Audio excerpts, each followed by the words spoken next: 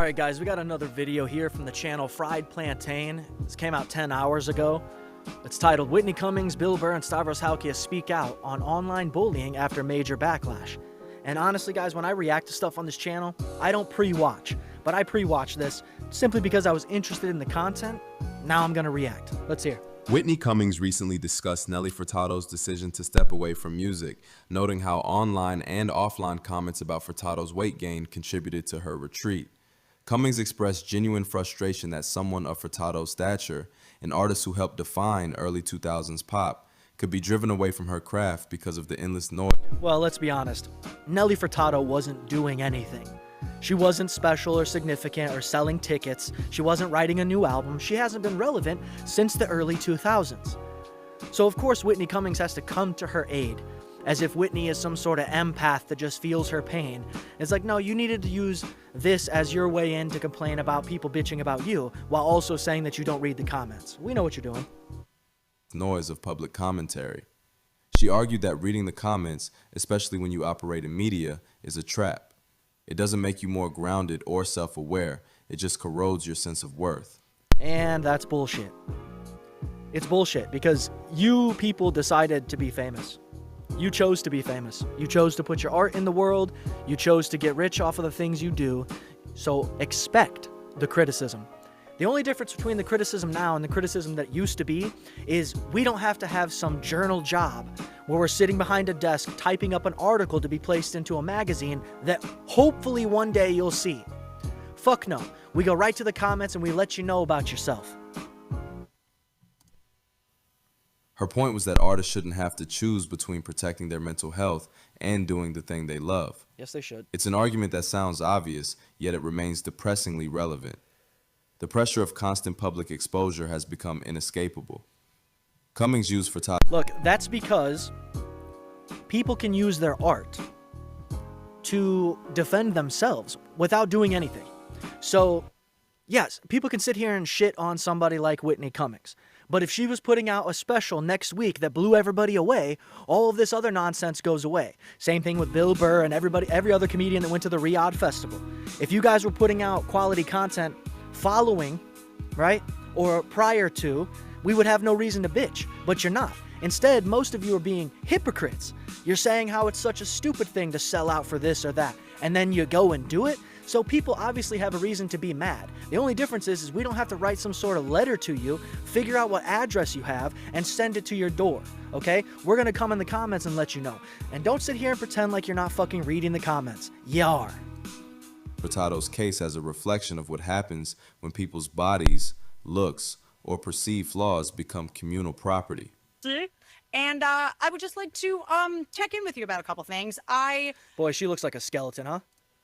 Have some things that I want to talk about. Happy Halloween. But I've of course been derailed. I made a very big mistake today. You love the hand stuff. Really animated. You know who needs to use their hands a lot when they're talking? People that don't have anything to say.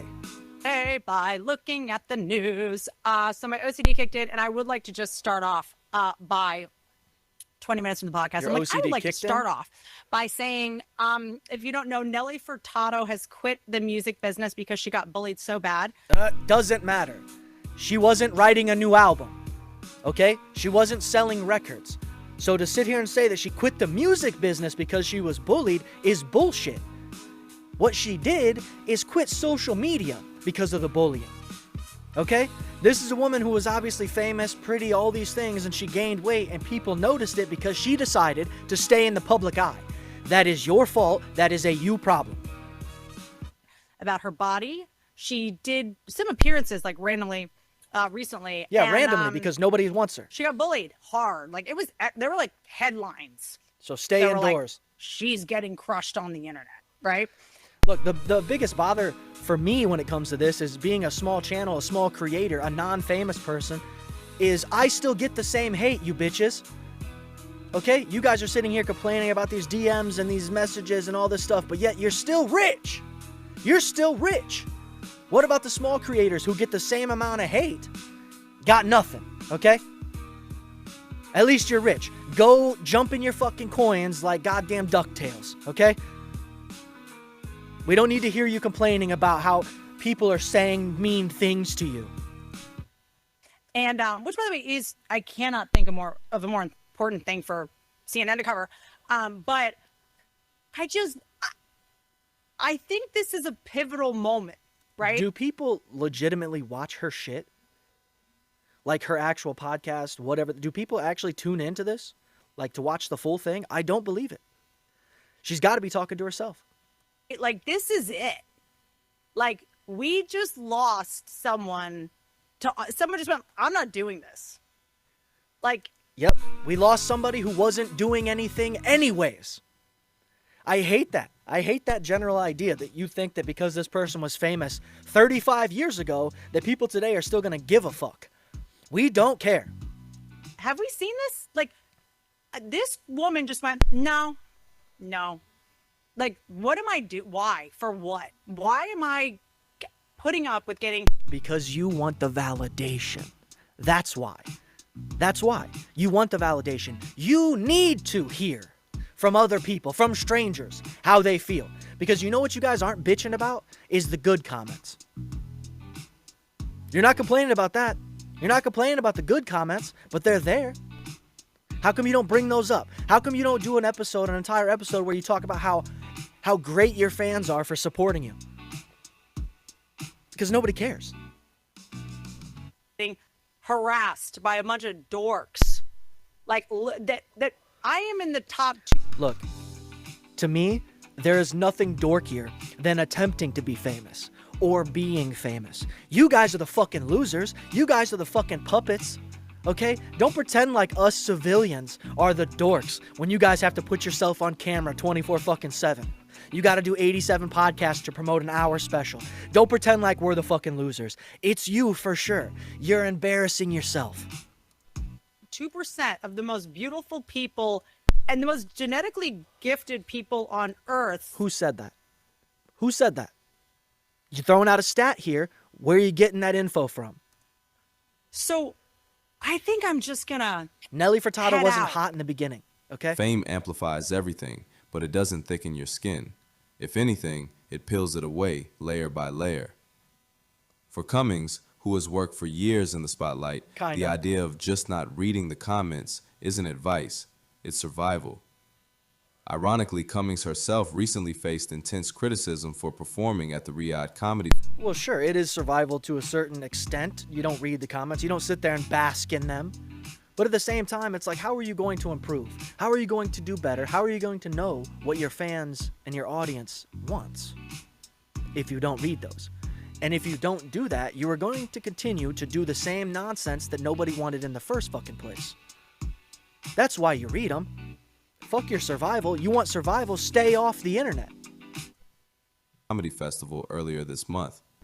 The festival drew major Western names, but also serious backlash from critics who questioned why comedians would perform in a country with a poor record on human rights. Cummings, like others, found herself navigating that fine line between global engagement and perceived complicity. First of all, why do you even have your social media password?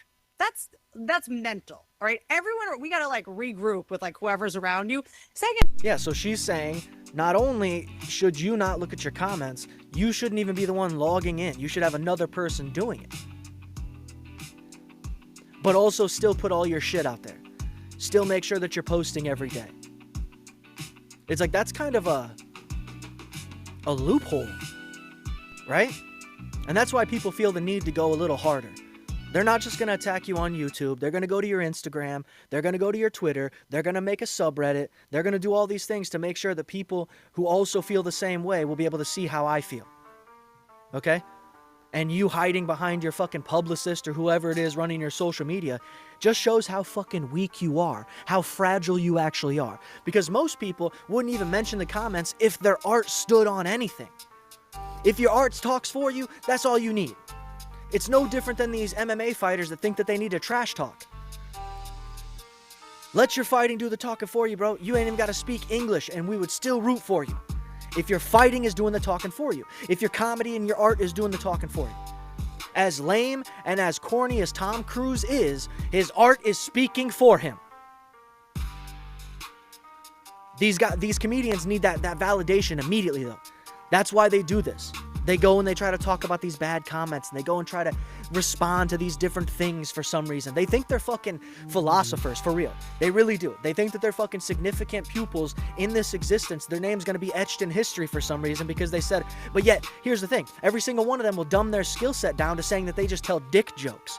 How do you, 1 second, feel like a fucking philosopher and try to philosophize on things, and then the next second, depending on who the audience is, say that you're telling just dick jokes?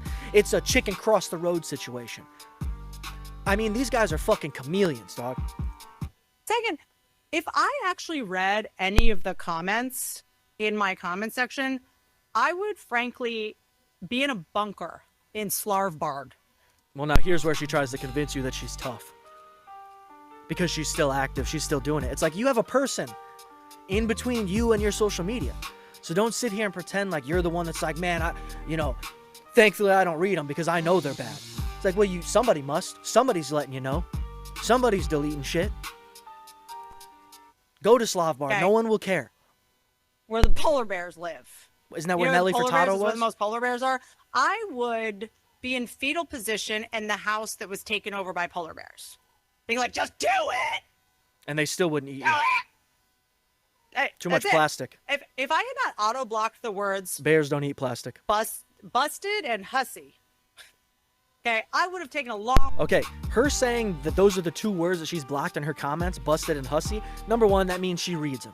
Number 2, that adds to another point that we hear later in this video, where people like Stavros are trying to say that the guys that are commenting and saying these things are just guys that aren't out there getting laid. And, buddy, that's not the case. That's the most basic take anybody could have, okay? People that are commenting are people that just have an opinion, and they feel like expressing the opinion. Those people sometimes end up having an entire subreddit created. Sometimes they start a YouTube channel and start doing videos, okay? It expands. It gets into a broader sense where they're like, no, I'm fucking right, and I'm letting everybody know. I'm gonna stand on this. So seeing Stavros say that the guys in the comments are simply just guys that are losers or dorks or whatever and this and that, sure, some of them, maybe. But also, it wouldn't hurt your feelings so badly if they weren't correct. So they can't be that big of a fucking loser. Okay? Because that smart person just got under your skin. That loser got in your head. Okay? Now what kind of dumb, loser, retard is able to say something to some stranger in text online with a fucking cat picture and get under your skin to the point that you do a video like this talking about Nelly Furtado, really talking about yourself? You see what I mean?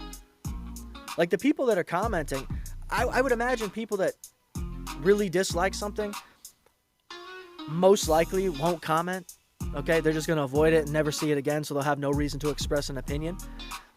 But when you're a fan of comedy, you are unwillingly given some of this shit, introduced to some of these people. Okay, because you might like Mark Norman, you have to sit through an episode of him and fucking, the short guy, what's his name?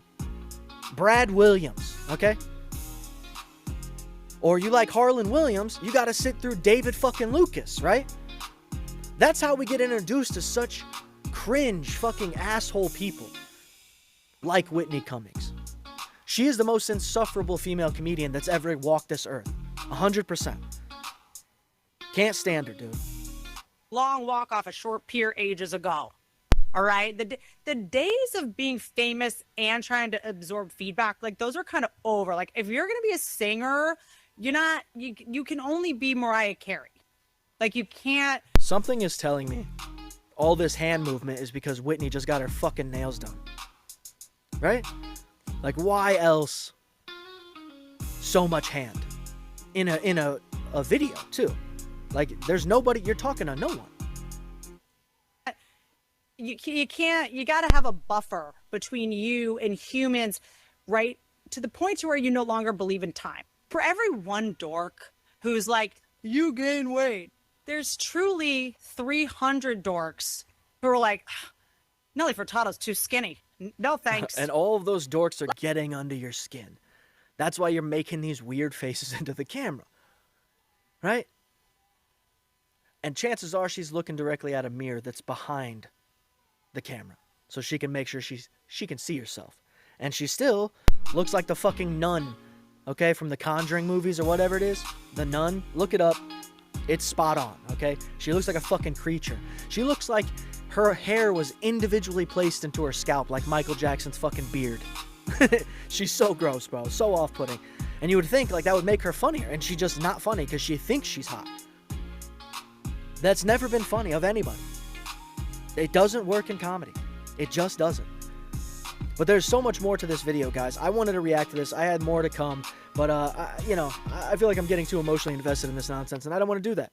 It's Halloween, so spirits are high. All the spirits, you know what I'm talking about? And by high, you know what I mean, in the clouds. Hit the like, hit the subscribe. Go check out this video. Fried Plantain's doing his thing over there. That's all I got, man. But, until next time.